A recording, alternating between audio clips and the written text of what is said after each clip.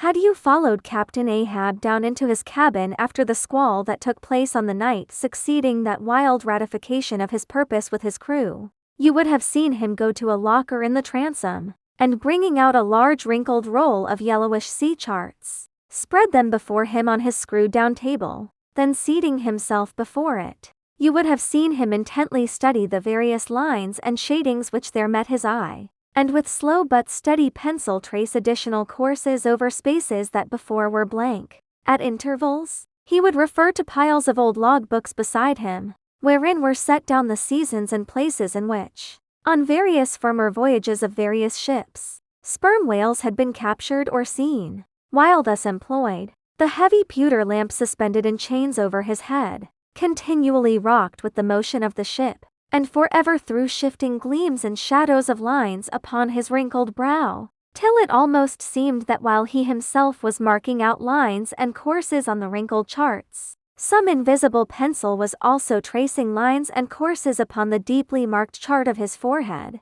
But it was not this night in particular that, in the solitude of his cabin, Ahab thus pondered over his charts. Almost every night they were brought out. Almost every night, some pencil marks were effaced, and others were substituted, for with the charts of all four oceans before him, Ahab was threading a maze of currents and eddies, with a view to the more certain accomplishment of that monomaniac thought of his soul. Now, to anyone not fully acquainted with the ways of the Leviathans, it might seem an absurdly hopeless task thus to seek out one solitary creature in the unhooped oceans of this planet. But not so did it seem to Ahab, who knew the sets of all tides and currents, and thereby calculating the driftings of the sperm whale's food, and, also, calling to mind the regular, ascertained seasons for hunting him in particular latitudes, could arrive at reasonable surmises, almost approaching to certainties, concerning the timeliest day to be upon this or that ground in search of his prey.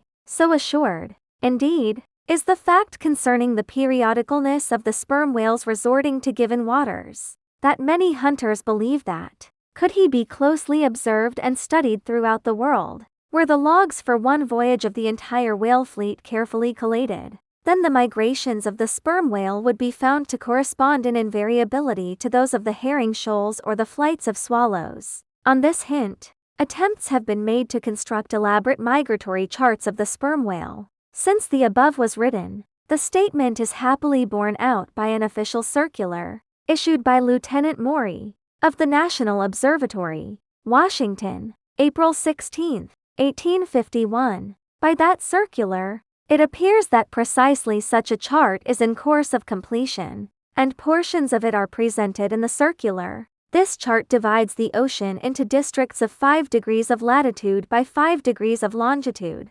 perpendicularly through each of which districts are 12 columns for the 12 months, and horizontally through each of which districts are 3 lines, one to show the number of days that have been spent in each month in every district, and the 2 others to show the number of days in which whales, sperm or right, have been seen. Besides, when making a passage from one feeding ground to another, the sperm whales, guided by some infallible instinct say, rather, secret intelligence from the deity mostly swim in veins, as they are called, continuing their way along a given ocean line with such undeviating exactitude, that no ship ever sailed her course, by any chart, with one tide of such marvelous precision, though, in these cases, the direction taken by any one whale be straight as a surveyor's parallel, and though the line of advance be strictly confined to its own unavoidable, straight wake, yet the arbitrary vein in which at these times he is said to swim, generally embraces some few miles in width more or less, as the vein is presumed to expand or contract, but never exceeds the visual sweep from the whale ship's mastheads. When circumspectly gliding along this magic zone, the sum is, that at particular seasons within that breadth and along that path, migrating whales may with great confidence be looked for, and hence not only at substantiated times, upon well-known separate feeding grounds, could Ahab hope to encounter his prey, but in crossing the widest expanses of water between those grounds he could, by his art, so place and time himself on his way, as even then not to be wholly without prospect of a meeting, There was a circumstance which at first sight seemed to entangle his delirious but still methodical scheme, but not so in the reality. Perhaps, though the gregarious sperm whales have their regular seasons for particular grounds, yet in general you cannot conclude that the herds which haunted such and such a latitude or longitude this year,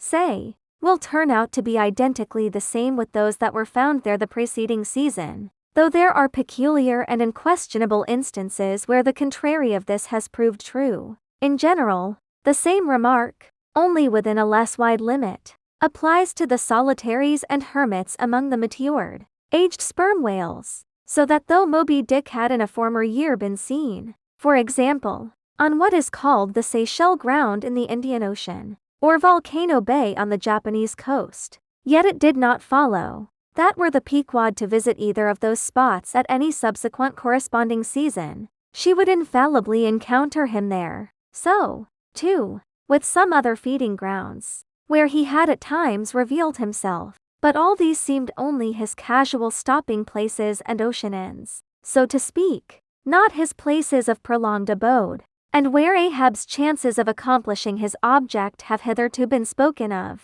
allusion has only been made to whatever wayside, antecedent, extra prospects were his, ere a particular set time or place were attained, when all possibilities would become probabilities, and, as Ahab fondly thought, every possibility the next thing to a certainty, that particular set time and place were conjoined in the one technical phrase the season on the line, for there and then, for several consecutive years, Moby Dick had been periodically descried, lingering in those waters for a while, as the sun, in its annual round, loiters for a predicted interval in any one sign of the zodiac. There it was, too, that most of the deadly encounters with the white whale had taken place. There the waves were storied with his deeds. There also was that tragic spot where the monomaniac old man had found the awful motive to his vengeance. But in the cautious comprehensiveness and unloitering vigilance with which Ahab threw his brooding soul into this unfaltering hunt, he would not permit himself to rest all his hopes upon the one crowning fact above mentioned, however flattering it might be to those hopes. Nor in the sleeplessness of his vow could he so tranquilize his unquiet heart as to postpone all intervening quest. Now, the Pequod had sailed from Nantucket at the very beginning of the season on the line. No possible endeavor then could enable her commander to make the great passage southwards, double Cape Horn, and then running down 60 degrees of latitude arrive in the equatorial Pacific in time to cruise there. Therefore, he must wait for the next ensuing season. Yet the premature hour of the Pequod's sailing had, perhaps, been correctly selected by Ahab, with a view to this very complexion of things, because an interval of 365 days and nights was before him, an interval which, instead of impatiently enduring ashore, he would spend in a miscellaneous hunt. If by chance the white whale,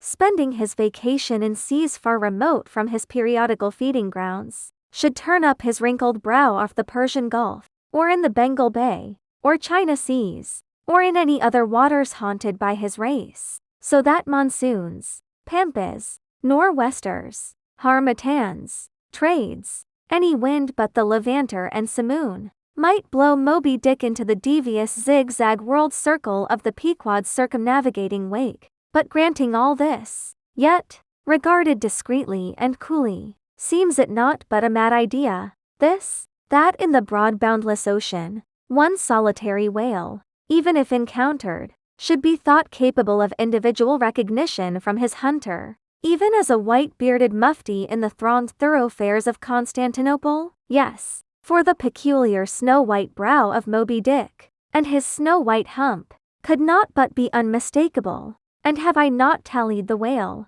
Ahab would mutter to himself, as after poring over his charts till long after midnight he would throw himself back in reveries. Tallied him, and shall he escape? His broad fins are bored, and scalloped out like a lost sheep's ear, and here, his mad mind would run on in a breathless race, till a weariness and faintness of pondering came over him, and in the open air of the deck he would seek to recover his strength. Ah, God, what trances of torments does that man endure who is consumed with one unachieved revengeful desire? He sleeps with clenched hands, and wakes with his own bloody nails in his palms. Often, when forced from his hammock by exhausting and intolerably vivid dreams of the night, which, resuming his own intense thoughts through the day, carried them on amid a clashing of frenzies, and whirled them round and round and round in his blazing brain, till the very throbbing of his life-spot became insufferable anguish. And when,